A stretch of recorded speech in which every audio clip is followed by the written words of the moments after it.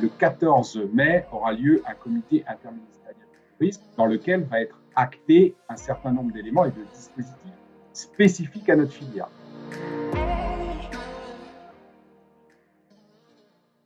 Bonjour Jean Vergier, merci beaucoup de nous rejoindre aujourd'hui pour discuter un peu du secteur et des mesures qui vont être mises en place. Je rappelle que tu es président du GNC au sein de l'UMI et également très actif auprès de la CAT, mais je te laisse peut-être en quelques mots présenter tes mandats auprès de la profession. Bonjour Angélis, écoute, un plaisir de se retrouver et de partager ce moment en effet ensemble.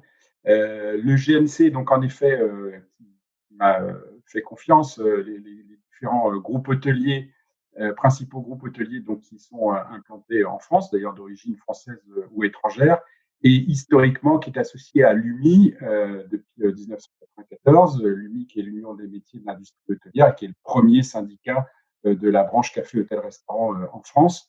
Et d'autre part, la CAT, donc la Confédération des acteurs du tourisme, qui, elle, donc, regroupe de façon beaucoup plus large la filière, puisque on y retrouve à la fois tout ce qui concerne l'événementiel, toute la partie entreprise du voyage et tour operating, et toute la partie hébergement dans sa globalité. Je pense en particulier à l'hébergement de plein air. Ça a échappé à personne. Aujourd'hui, la situation dans le secteur est assez compliquée, hein. Évidemment, les Grecs anciens disaient le cosmos émerge du chaos. Là, c'est le moins qu'on puisse dire. On est vraiment dans une situation inédite et un peu chaotique. C'est quoi, selon toi, les grands sujets? Parce qu'il y avait un peu trois phases. Il y a l'urgence, la résistance, puis la relance. Là, on est un peu entre les deux premières. Quelles a été les premières actions qui ont été entreprises par les syndicats représentatifs des entreprises du secteur? Alors, je pense que déjà, il y a un point qui est important, c'est que dès le départ, on a réussi à travailler tous ensemble, et ça, c'est un point important. Et je pense qu'aujourd'hui, pour ce qui nous concerne, en tout cas GNC, on n'a jamais aussi bien travaillé avec l'UMI main dans la main, et je partage quasi au quotidien avec Roland Higuy, président de l'UMI, les différents sujets et la façon de pouvoir les aborder avec le choix aussi des interlocuteurs et de répartir parfois aussi les tâches de par nos complémentarités. Aujourd'hui, on voit que le gouvernement a voulu traiter, en effet, dans un premier temps, l'aspect d'urgence qui a été, je dirais, mettre à l'abri nos salariés et nos entreprises. Pendant cette période donc, de confinement, c'est vrai que c'est dramatique ce qui nous est arrivé. On se rappelle que du jour au lendemain, on apprend qu'on doit fermer nos bars, nos cafés, nos restaurants. Nos hôtels, eux, même s'ils n'étaient pas frappés de fermeture administrative, pour autant, ils se sont retrouvés vidés quasi du jour au lendemain de leurs clients du fait qu'il y a eu cette obligation de confinement de la population. Et d'ailleurs, à date, aujourd'hui, on a environ 90% du parc hôtelier en France qui est fermé sans clients, et on a une dizaine de pourcents donc, d'hôtels qui sont restés ouverts, ce qui était d'ailleurs un point important, puisqu'il fallait pouvoir garder aussi un maillage sur le territoire de l'offre hôtelière, et les chaînes hôtelières en particulier ont œuvré là-dessus pour rassurer le gouvernement sur le fait qu'on était en capacité de pouvoir répondre aux besoins d'hébergement, en particulier sur des publics donc, qui avaient nécessité d'hébergement dans le cadre de leur activité professionnelle de première nécessité, puisque c'était la situation dans laquelle on s'est retrouvé. Mais je pense qu'on y reviendra sur l'approche qu'on a eue sur les chartes qui ont pu être traitées à ce niveau-là.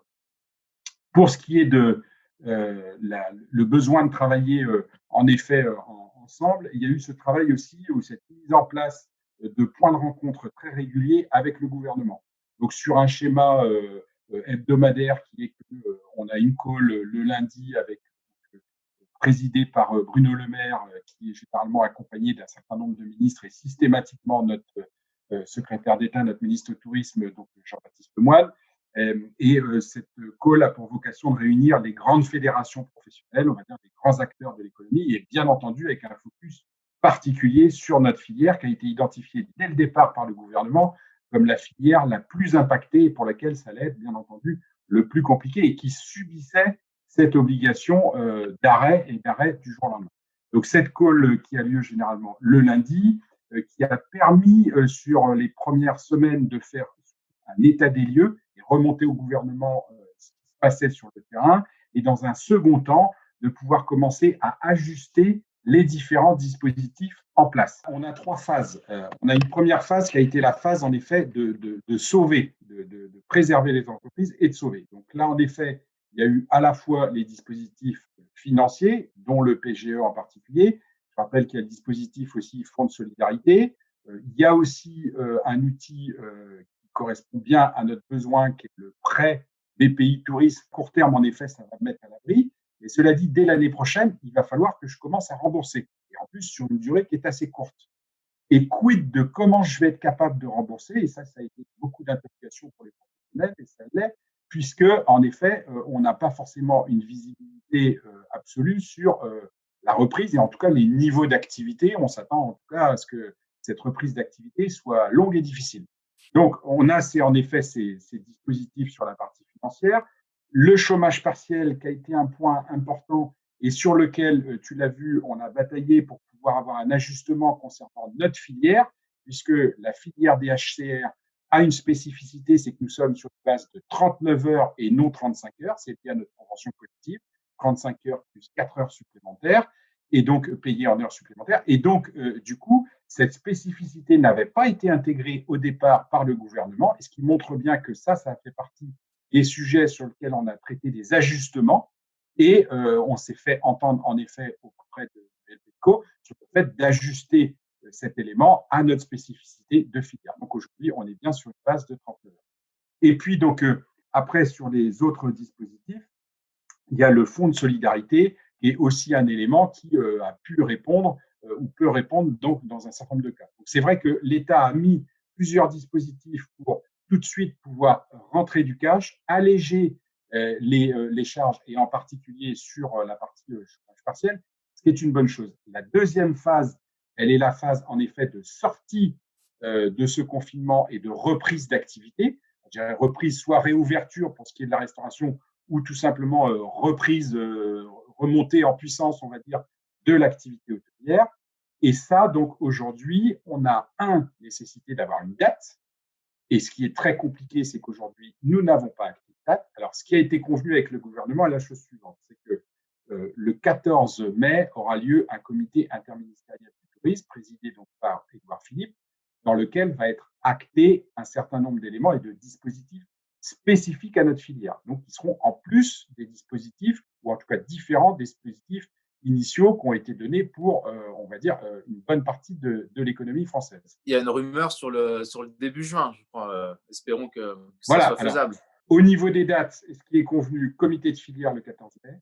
Fin mai, on a point de rencontre, clause de revoyure, de voir comment, en fin de compte, le début du déconfinement s'est passé. Et on comprend que le gouvernement veut être extrêmement prudent, mais normalement, fin mai, on se retrouve pour, en effet, pouvoir déterminer une date qui serait la date pour que toute la filière puisse réouvrir. Il est nécessaire que toutes les activités puissent rouvrir ensemble, puisqu'on voit bien qu'il y a une interaction entre chaque activité et que s'il n'y en a qu'une partie qui ouvre et pas l'autre, bien entendu, ça pose problématique. Nous demandons à ce qu'à minima, dès début juin, on puisse en effet rouvrir tous les plannings de réservation avec donc cette date qui aura été donnée, et on ose espérer et on ose imaginer qu'on ne puisse pas être après une date qui serait mi-juin. Donc, on va dire, espérons sur la première quinzaine de juin qu'on ait cette date pour relancer nos activités. C'est extrêmement important. Oui, il faut avoir conscience que, évidemment, tout le monde est très impatient, mais le plus important est surtout d'éviter des phénomènes de deuxième vague. Et là, ça rendrait les choses beaucoup plus compliquées. Donc, il vaut mieux être un petit peu patient maintenant et essayer d'avoir au moins une garantie pour qu'il n'y ait pas besoin de remettre des mesures de confinement pendant l'été.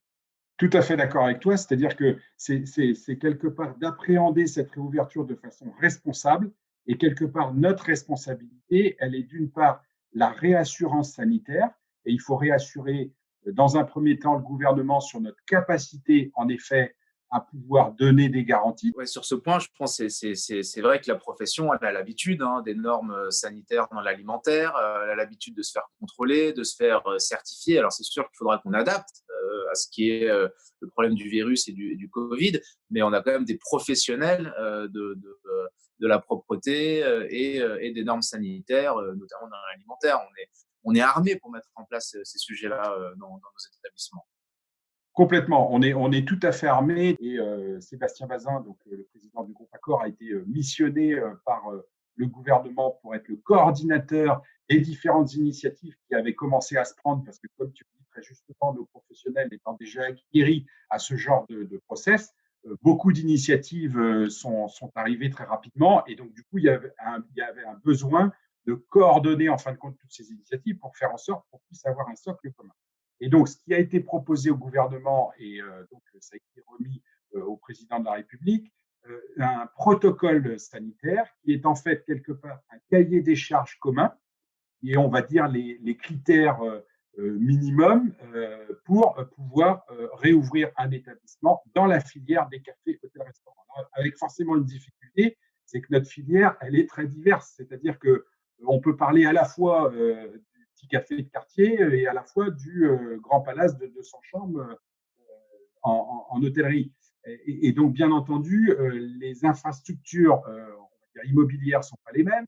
Les équipes et les capacités d'adaptation, de formation ne sont pas les mêmes. Et la relation avec le client n'est pas la même. Et d'ailleurs, le comportement du client n'est pas le même non plus. Donc, on a fait tout ce travail et en effet, cette coordination a permis de sortir donc une première approche qui a été remise donc au gouvernement. Elle était sur la table du ministère du Travail qui nous a répondu un premier retour avec des éléments d'ajustement qui ont été demandés. Et cette semaine même, les allers-retours sont en train de se faire. Et donc, on devrait avoir très rapidement une copie définitive, en sachant qu'il y a aussi un partage qui doit être fait avec les organisations de salariés pour qu'on soit bien entendu tous dans la même approche, puisque comme je disais tout à l'heure, ce qui est important pour nous, c'est à la fois de rassurer le consommateur, mais aussi de rassurer les équipes et rassurer aussi le dirigeant, le chef d'entreprise. Et Bruno Le Maire nous l'a reprécisé, il est important aujourd'hui de clarifier les obligations et responsabilités de chacun. Muriel Pénicaud disait, vous avez une obligation de moyens et non une obligation de résultat. C'est un point aussi important que nous sommes en train de clarifier avec le gouvernement. Toi, alors, on voit qu'il y a beaucoup de choses qui ont été faites, il y a une bonne réactivité. De toute façon, c'est compliqué de faire tout parfaitement dans le contexte actuel, même avec la meilleure volonté du monde. Quels sont, selon toi, encore les grands sujets qu'il va falloir adresser dans les semaines qui viennent pour maintenir et essayer de sauvegarder un peu ce secteur? On sait que l'alourdissement des dettes pour les entreprises va être un problème à terme. On sait qu'on est une industrie qui consomme beaucoup de capitaux, que ce soit des capex, rénovations ou dans l'investissement. Et puis, il faut essayer de ne pas caler le moteur de l'investissement en France. On sait qu'à moyen terme, ce serait un peu embêtant. C'est quoi aujourd'hui encore les pistes en jachère sur lesquelles il va falloir qu'on prenne des décisions? On a quelques éléments.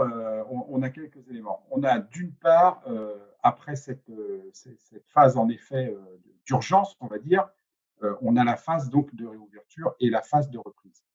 Il faut qu'on accompagne cette reprise. Ce qui est sûr, c'est que la saison va être très compliquée. Toi, le premier, tu nous le dis, de toute manière, on va perdre toute une partie de notre clientèle étrangère, notre clientèle internationale. On va se concentrer donc sur une clientèle domestique, donc la part du gâteau va se réduire. On ne sait même pas à date s'il va y avoir une vraie mobilité au niveau national ou pas, en sachant quand même que nos activités sont interdépendantes entre la mobilité et l'hébergement, et l'hébergement sans la mobilité, ça ne fonctionne pas. Donc, les deux éléments, en effet, sont indissociables. Donc, on a besoin d'avoir un peu plus de visibilité. Mais dans tous les cas, ce sera forcément difficile. La saison va être compliquée et l'après-saison aussi, et le redémarrage va être, semble-t-il, assez long. Donc, ce qu'on demande au gouvernement, c'est qu'on soit accompagné dans la durée. Et je pense que ça, c'est un des angles que le gouvernement a bien intégré dans les spécificités qui vont être donc mises en place pour les HCR. C'est en effet la continuité d'un certain nombre d'accompagnements. Je pense en particulier au chômage partiel, sur lequel il faut qu'on puisse garder ce dispositif jusqu'à minima mars-avril l'année prochaine, c'est-à-dire en fait jusqu'à la période de redémarrage de la saison d'été suivante, pour qu'en effet, on ait pu permettre à ce que les entreprises reprennent au fur et à mesure et que ces dispositifs, d'ailleurs, s'adaptent quelque part. C'est-à-dire qu'il faut qu'il y ait une adaptation qui soit en corrélation avec l'activité de l'établissement pour, d'un côté, préserver en effet l'emploi et les entreprises, mais en même temps, encourager aussi les entreprises, en effet, donc, à investir sur leur activité, à réouvrir ou à relancer leur activité. Donc, ça marche dans les deux sens et c'est d'ailleurs dans l'intérêt aussi du gouvernement, parce que c'était leur première priorité, c'est d'éviter donc les pertes d'emplois et là maintenant d'accompagner la filière. On a donc des sujets liés au niveau financement et bancaire. Sur le financement, un certain nombre de dispositifs sont en place. D'autres vont arriver. Je crois qu'il y a des mécaniques intéressantes qui vont être proposées, en particulier un fonds spécifique qui pourrait être alimenté à la fois par l'État, à la fois par des régions, à la fois peut-être d'ailleurs par d'autres fonds, mais qui permettrait donc des investissements au capital sur de la courte durée pour accompagner des entreprises, mais permettre aux chefs d'entreprise de rester dirigeants donc de son hôtel et de pouvoir racheter ses parts très très rapidement. Donc il y a des dispositifs assez, je dirais, ingénieux et en tout cas qui vont bien répondre à l'attente de pouvoir accompagner sur cette durée de quelques années. Après, on a un sujet plus court terme qui est de décaler les suspensions d'échéances bancaires. Elles étaient donc sur un principe de décalage de suspendre pour 6 mois et là, il a été demandé de suspendre pour 12 mois. Il semble que Bercy ait entendu ce point-là. Le deuxième point aujourd'hui sur lequel nous sommes en train de travailler, il concerne les assurances et en particulier la perte d'exploitation. On a une problématique importante là-dessus, bien entendu. Nous sommes en discussion avec la Fédération française des banques, donc nos différentes organisations professionnelles travaillent là-dessus. Bruno Le Maire a été d'ailleurs assez direct, puisqu'il a demandé à ce que rapidement on puisse trouver un terrain d'entente. Si ce terrain d'entente n'est pas trouvé, il s'est laissé la possibilité d'utiliser des voies législatives. Donc on voit que la pression est importante. Il y a un certain nombre d'initiatives qui ont été prises par certaines compagnies d'assurance. D'autres ont des positions un peu différentes. Je pense qu'en effet, il faut que nous soyons assez pragmatiques, qu'on puisse mettre tout sur table. Peut-être que tout n'est pas possible, mais en tout cas, il est évident qu'un non-accompagnement n'est pas acceptable. Donc ça, c'est un deuxième point sur lequel nous travaillons et qui est un point en effet important. Et puis après, il y a tous les dispositifs qui peuvent être travaillés aussi avec le niveau territorial. C'est-à-dire que l'État fait sa part d'effort et d'accompagnement, mais il faut aussi que les collectivités locales, elles, portent leur contribution. Alors, il y a toutes les taxes liées à la partie immobilière et puis des taxes aussi liées plus à la partie opérationnelle. Je pense au droit à terrasse, je pense à la taxe de séjour, par exemple, sur lequel, en effet, il faut qu'il y ait des positions qui soient prises et qu'en tout cas, les territoires puissent aider. Et puis après, on va être sur une phase de travailler sur la reprise. Et là, il commence à y avoir aussi quelques éléments qui se dessinent. Et je pense que c'est le point aussi qui est important pour nous, parce que le tourisme, de toute façon, cette activité du tourisme, elle sera différente demain qu'elle n'était hier. Mmh. Oui, il va falloir accompagner les mutations. C'est vrai qu'on avait des équipements touristiques et hôteliers qui étaient avant tout tournés vers les voyageurs, donc pas forcément les clientèles de proximité. J'espère que ça évoluera, mais à date, on a une mobilité à 100 km autour de nous. Donc, c'est un nouveau foyer de clients potentiels pour lesquels on n'avait pas l'habitude, nous, les professionnels du secteur, de savoir adresser leurs besoins et leurs demandes. Ça va nous amener à des évolutions de fond. Toi, tu vois comment en termes de tendance? Alors, personne n'a une boule de cristal, hein, je te rassure, on ne ressortira pas les éléments dans 3 ans pour voir si ça s'est réalisé, mais c'est quoi un peu les faisceaux, peut-être à titre plus personnel, parce que c'est quand même un secteur que tu connais très bien. Comment tu sens les petits faisceaux directionnels du marché? Le sentiment qu'on peut avoir, c'est qu'il y a une approche qui est liée à un tourisme qu'on pourrait dire un tourisme peut-être plus durable, plus de proximité, peut-être plus en phase aussi avec les territoires. C'est quelque part une opportunité. Et, comme je disais encore ce matin lors de notre dernier comité de filière, je pense que ça peut être intéressant qu'on travaille sur nos spécificités, nos différences, parce qu'en fait, il va y avoir aussi une concurrence sur un marché européen, donc on va dire un marché de plus de proximité. C'est-à-dire qu'est-ce que sont les éléments qui font la différence de la France. pense qu'on a des atouts qui sont extraordinaires, qui est lié à notre culture, qui est lié à notre patrimoine. Alors, c'est un patrimoine à la fois culturel, historique, monument historique, mais on a aussi un patrimoine gastronomique. On a un patrimoine viticole. Si je prends par exemple l'exemple de l'œnotourisme, qui est un exemple intéressant, parce qu'en fait, il montre bien que de par une activité initialement liée donc au vin, qui est quand même un des éléments de spécificité de la France, on peut développer une activité touristique. Et cette activité touristique, elle est vertueuse parce qu'on fait découvrir, en fin de compte, un vignoble, on fait découvrir comment on fait le vin, comment on le fait vieillir, comment. Voilà, donc c'est toute une partie qu'on fait découvrir. Je crois qu'aujourd'hui, le consommateur et le touriste de demain, il va être aussi demandeur, en effet, de mieux connaître son environnement, peut-être un environnement aussi plus proche, parce qu'on a plein de richesses qui sont autour de nous. Et peut-être que l'escalade, des fois, qu'il pouvait y avoir dans des discussions où, en fin de compte, tu racontes tes dernières vacances et on a un peu l'impression que c'est celui qui allait le plus loin, qui a eu les plus belles vacances. Mais je crois qu'en fait, les plus belles vacances, c'est surtout les vacances dont on garde des souvenirs inoubliables. Et les souvenirs, ils sont liés souvent à deux choses. Ils sont liés d'une part aux rencontres qu'on fait, donc là, c'est les relations humaines. Et puis, ils sont liés aussi à ce qu'on a appris. C'est-à-dire que je suis parti découvrir un nouveau territoire, je suis allé découvrir aussi de nouvelles personnes, peut-être une autre façon de vivre, peut-être aussi de nouveaux métiers. Donc, c'est ce côté de tourisme qu'on appelait industriel. Je crois que le terme industriel est peut-être pas le plus à propos parce qu'il ne correspond qu'à une partie, mais c'est le tourisme de faire découvrir aussi notre artisanat et plein de professions qui sont souvent mal connues et qui sont parfois à côté de chez nous. Donc, on a sûrement un rôle aussi à jouer, nous, dans les acteurs du tourisme et je pense à l'hôtellerie, de réinventer aussi nos métiers. Comme on a commencé à le faire sur l'hôtellerie, où on voit arriver en effet toutes ces nouvelles formes donc, d'enseigne ou en tout cas de façon de traiter la relation avec le client. On a beaucoup parlé d'ailleurs d'expérience client. Et on voit bien que cette expérience, elle est aussi liée à cette proximité qu'on va créer et ce lien qu'on va créer avec le consommateur. Donc, c'est vrai que ce tourisme, il va forcément évoluer, il sera différent et on devra s'y adapter. En tout cas, globalement, toi, tu es plutôt confiant pour l'avenir à moyen terme du secteur de la filière. Je reste confiant pour plusieurs éléments. D'une part, je pense que la France a un trésor qui est lié en effet à cette activité du tourisme. Elle représente aujourd'hui près de 8% du PIB. On sait que ça représente plus de 300 000 entreprises, ça représente beaucoup d'emplois. J'aime bien rappeler quand même que ce sont des emplois non délocalisables. Donc aujourd'hui, misons fortement sur notre filière.